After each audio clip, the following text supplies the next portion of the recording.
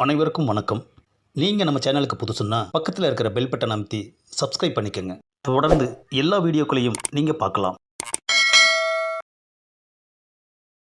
டேய் காசி, பேய் எப்பட்றா இருக்கும்? என்னத்த பேய் தலையை விரிச்சு போட்டுட்டு பயங்கரமாக பேய் மாதிரி இருக்கும் அண்ணாத்த. என்ன அண்ணாத்த முறைகிற? ஆமாம், எங்கே பார்த்தாலும் என்னத்துக்குற பொம்பளை பேயாவே வந்து நிற்குது, ஆம்பளை பேய் வரவே மாட்டேன்து. பொம்பளைங்க தானே அண்ணாத்த அதிகமாக ஆசைப்பிடிச்சவங்க, அத்தான் அவ்வளோ சீக்கிரமாக சாவாமல் ஆவியாக அழிஞ்சு நிற்கிறாங்க. அத்தாண்டா காசி.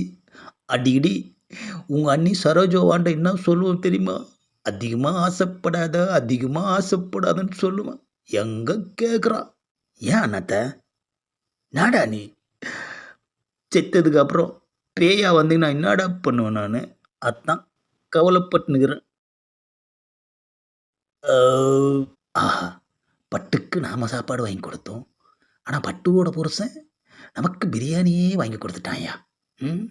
போய் ரூமெல்லாம் பார்ப்போம். ஆஹா, 3 ரூம் இருக்கு. இந்த 3 ரூமில் எந்த ரூமில் இருப்பான்? என்னது 2 ரூமு காலியாக இருக்கு. அப்போ இந்த ரூமில் தான் இருக்கான். டேய் காசி, என்னடா இப்போ வாச்சும் பேய் வந்திருக்குமாடா?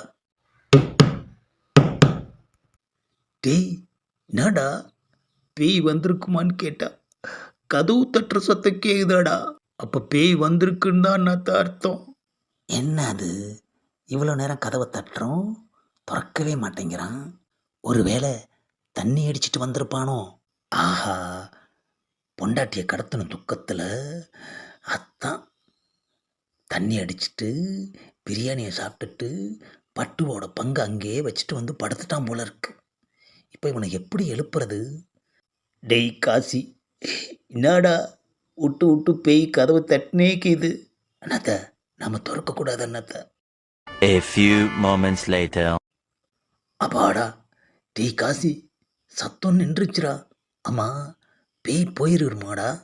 அண்ணாத்த, அது பேயா இருக்காது அண்ணாத்த. டேய், கதவு தட்டுறப்ப பயந்துக்கின்னு இப்போ பேய் இல்லைன்னு சொல்கிறியா?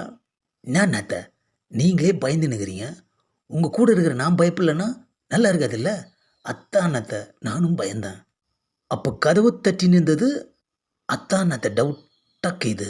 டேய், சவுண்டு வரல, வாடா போய் பிரித்து வச்சு பிரியாணியை பார்க்கலாம். டேய், கதவை மெதுவாக திறந்து சத்தம் வராமல் நடந்து பிரியாணி இருக்கிற இடத்துக்கு போகணும், புரியுதா? அப்பாடா, ஒரு வழியாக பிரியாணி இருக்கிற இடத்துக்கு வந்தாச்சு. ஆ, நாடா காசி, இந்த பிரியாணியும் காலியாக்கிது.